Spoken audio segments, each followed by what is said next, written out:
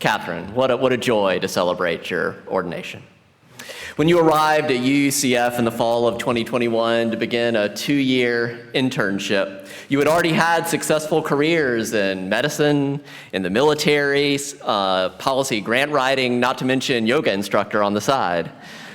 Nevertheless, you sensed that your vocational trajectory might still be incomplete. You felt a call to ministry. As I was reflecting on what to say on this, your ordination day, I stumbled upon these words from a recently published book about Carl Jung that perhaps speaks to some of why you went through the many steps that are required to become a Unitarian Universalist minister instead of remaining content with any one of your successful careers. Jung writes this: people don't realize just how much they're putting at risk when they don't accept what life presents them with, the questions and the tasks that life sets them.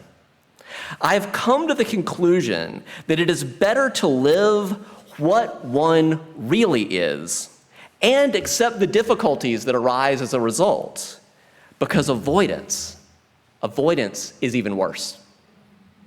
Suffering is inevitable in any case, but I want to suffer those things that really belong to me. In old age, it is not the wonderful things that we perhaps missed out on seeing or experiencing that we will most regret. What we will most regret are any moments when we let life pass us by. Kathryn, we are gathered here to celebrate that you have not let your call to UU ministry pass you by. Allow me to add one more quote from Jung, which underscores that I think in no sense are you missing out on anything by coming to UU ministry in midlife. Rather, our living tradition gains from all of your previous experience. Moreover, Jung challenges us to consider there might be something in particular to pay attention to, and this is for all of us, something to pay attention to in the changes that we humans feel compelled to make in what he calls the second half of life. He's not talking about buying a Ferrari. In his words, one cannot live the afternoon of life according to the program of life's morning. For what was great in the morning will be of little importance in the evening, and what in the morning was true will in the evening be a lie. Since Kathryn and I share a heritage of having Christianity as a significant part of our respective first half of life, I want to invite us to go a little deeper into that quote from Jung using the lens of the Christian tradition. Our perspective can change in quite interesting ways as we enter what Jung called the second half of life. As another wisdom teaching puts it, we see the world not merely as it is, we see the world as we are. And sometimes as we are in the first half of life, we come to see the things haven't changed, but we change. We see the world not merely as it is, but as we are. Let me give you an example. When I was a newly ordained minister back in 2003, I related to some of Jesus' sayings quite differently than I do today. Back in my mid-20s, within what Jung called the first half of life, my inclination was to interpret Jesus' words quite literally as this literal challenge to change your life in this precise way that an itinerant Jewish peasant had changed his 2,000 years ago. It's no coincidence that when the historical Jesus preached words these words that we're going to go into a little bit more, that he himself was likely in his late 20s, and it was likely to even younger men, likely teenagers, his disciples, that he gave these instructions that are in the 10th chapter of the Gospel according to Matthew. He said, cure the sick. You're already on that one. Check, right? Cure the sick, raise the dead, cleanse the lepers, cast out demons. You received without payment, give without payment. Take no gold or silver or copper in your belts. Take no bag for your journey. Do not take 2 tunics or sandals or a staff, for laborers deserve their food. This is not to say that one can only be radical in one's youth. I've met some incredibly radical folks at the end of their life. But there does tend to be a greater openness to giving up everything in the first half of life. And there are stories I could tell you of living for brief periods of time in a few different intentional communities, of organizing protests against the Iraq War and other such adventures. But looking back, I can see that there are ways in which my window for a certain kind of radicality was closing by the time I accepted my first call to be a full-time minister. Indeed, accepting a paid position was itself a compromise. Even a paid position to be like a professional Christian, right, whatever that is, I didn't move to another state to follow Jesus for free. I negotiated a contract. The congregation paid me a salary with benefits. After 2 years, I bought a house. But that's not how Jesus' standard operating procedure imagined it. Rather, he said, whatever town or village you enter, find out who in it is worthy, and stay there until you leave. As you enter the house, greet it. If the house is worthy, let your peace come upon it. But if it is not worthy, let your peace return to you. If anyone will not welcome you or listen to your words, shake off the dust from your feet as you leave that house or town. Now, unlike the historical Jesus, I'm not an itinerant peasant. Today, I have a wife, a mortgage, a 7-month-old son, a full-time job, and if we skip ahead 9 chapters in Matthew's gospel, we can read Jesus' clear answer to what he thinks or thought homeowners like me should do. He said to the rich young ruler, "If you wish to be perfect, go, sell your possessions, give money to the poor, have treasure in heaven, and follow me." Now, there was a time when I wanted to be perfect. At least that's what I thought I wanted. But as you've heard me quote one of my colleagues before, it turns out we are saved from perfection. These days, I feel like being perfect, whatever that even means, might be a goal better suited to the first half of life. These days, I'm trying to be more compassionate with myself and others, more honest about my limitations, more open to being imperfect, that is, to being human. There's another twist to this story that was also less obvious to me in the first half of my life. This gets back to the Bible hasn't changed, but I've changed, right? We see the world not as it is, but as we are.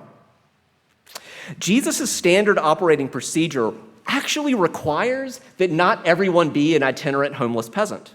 There need to be householders for those itinerant peasants to have anyone to visit. Otherwise, there would be no homes for the disciples to deem worthy or unworthy, no houses on which they might leave their peace or shake off the dust from their feet, no hearths at which they might eat in exchange for all that sick curing and dead raising and leper cleansing and demon exorcising. But I couldn't see that in the first half of life. I was so identified with the disciples that Jesus, and Jesus himself even, right? Talk to a therapist about that, I'm sure. Now, our Unitarian Universalist living tradition has always been more interested in Jesus' ethics rather than worshiping him. But for any of us either unable or unwilling to enact what we might consider Jesus' plan A, be perfect, sell your possessions, give the money to the poor, I invite you to consider plan B. But to get to plan B, I want to take us on the briefest detour through the Hebrew Bible. Near the end of this passage from Matthew's gospel, Jesus says, quote, "Truly I tell you, it will be more tolerable for the land of Sodom and Gomorrah on the day of judgment than for that town that did not, offer you a good place to stay." Now, modern debates about same-sex relationships have gotten many people confused about Sodom and Gomorrah. But if you read the full context of that story in Genesis 18, you will see that the so-called sin in this infamous clobber passage, right? Passages we use to beat each other up, right? Do y'all know the saying, texts don't mean, people mean with text? They create meaning and they're mean to each other with them. If you read that passage, you'll see that the sin in this passage, it's actually not homosexuality, it's inhospitality. The concern is not the presence of consensual adult same-sex relationships, it's the absence of justice. Ezekiel 16:49, so you had this other interesting thing that we could talk about, that you had these waves of canon. So that for the Old Testament, the Hebrew prophets, their Bible was the Torah. And then for like Jesus, his Bible, he always said, not the Hebrew Bible, because part of it wasn't even finished yet, right? He always talked about the Torah and the prophets. So like for Ezekiel, commenting on his Bible, which was the Torah, he knew that story in Genesis 18. So you can read in Ezekiel 16:49, it says, quote, "This was the guilt of your sister Sodom." This is Ezekiel preaching a sermon on Genesis 18. "This was the guilt of your sister Sodom. She and her daughters had pride. They had excess of food, and they had a prosperous ease, but did not aid the poor and needy." In light of that passage from Ezekiel, we can form a plan B along these lines. Instead of be perfect, can you be humble? Instead of sell everything, can you share with those who have less than you? If you are in a state of prosperous ease, can you be hospitable to those who are poor and needy? Now, I'm not the first person to flip the script on Jesus' instructions to his disciples, in addition to the small number of books eventually collected in this anthology we now call the New Testament. Early Christians wrote many other documents. Among the most helpful from a householder perspective is called the Didache. It literally means the teaching. So think about our English word didactic, right?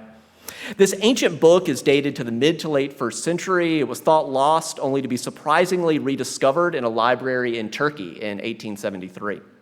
As late as the 4th century, some prominent early Christian writers even considered it to be on the fringe of the New Testament canon, but it was ultimately not influential enough in enough geographic areas to make the final cut. The Didache is in many ways a manual for adapting the way of Jesus to the duties and concerns of family, of occupation, of home, the very things that Jesus and his wandering apostles had chosen to leave behind. The Didache attests that charismatic followers of Jesus' way are continuing to circulate and speak prophetically for the divine in exchange for essentially temporary room and board. And in chapter 11 of the Didache, the need is clear for householders to practice hospitality. It says, quote, "Welcome the teacher when he comes to instruct you." And whereas Jesus' instructions focus on whether a house or town is worthy or unworthy of receiving peace, the Didache's instructions are written from the opposite perspective, as a supplement to these Gospels according to Matthew and the Gospel according to Luke and John. We could perhaps think of the Didache as the Gospel according to the householders. And that word gospel means good news, right? And to me, like Matthew was like more good news to me in the first half of my life, and the Didache seems more like good news to me now. For householders, their question is whether is yet another traveling disciple knocking on the door legitimate or illegitimate? So all of the disciples are like, is this house worthy or unworthy? And they're like, is this a legitimate teacher? In the tradition of all those who have been fooled by hucksters and charlatan and con men offering a hope that turns out to be snake oil, the Didache is interested in a litmus test for distinguishing true and false prophets. Whereas Jesus says, be perfect, the Didache is pragmatic. It says, quote, "For if you are able to bear the entire yoke, you will be perfect. But if you can't, can you do what you can? Can you at least do what you can?" There is a similar pragmatism regarding prophets. By your fruit, you will know them.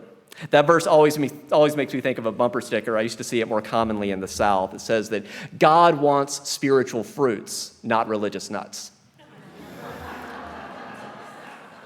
It's also noteworthy that the Didache has only a brief description of true prophets, but quite a long list of how to identify false prophets, a guide to spotting spoiled fruit, if you will. One of my favorites is, quote, "If the prophet stays 3 days, the prophet is false." The Didache community seemed to be familiar with Jesus' commission for his followers to travel itinerantly, again, without food, possessions, or money, so they'd keep going, keep spreading the good news. If someone wants to stay in one place too long, they risk exploiting the gift of hospitality and not doing what they're supposed to be doing, which is getting out there and spreading the good word.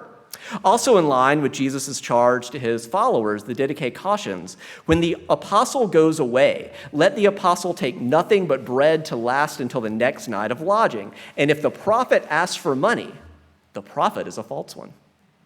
The Didache continues, if he wants to stay with you and is an artisan, let him work for his living. But if he has no trade, use your judgment in providing for him, for one should not live idle in your midst. I love that the text warns further that, quote, if he is dissatisfied with this sort of arrangement, he is a Christ peddler. We need to bring back that term. He is a Christ peddler. Watch that you keep away from such people. Anyway.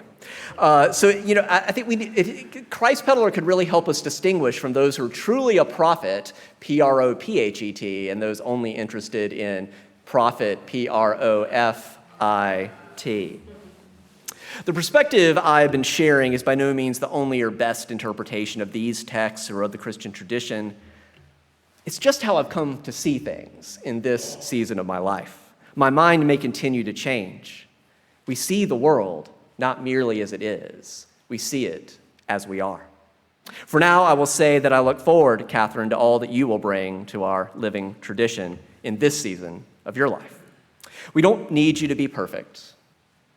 We just need for you, for me, for we, to use our gift and our calling to act in this world with more humility, more generosity, more hospitality, more peace, and always, most centrally, with more love.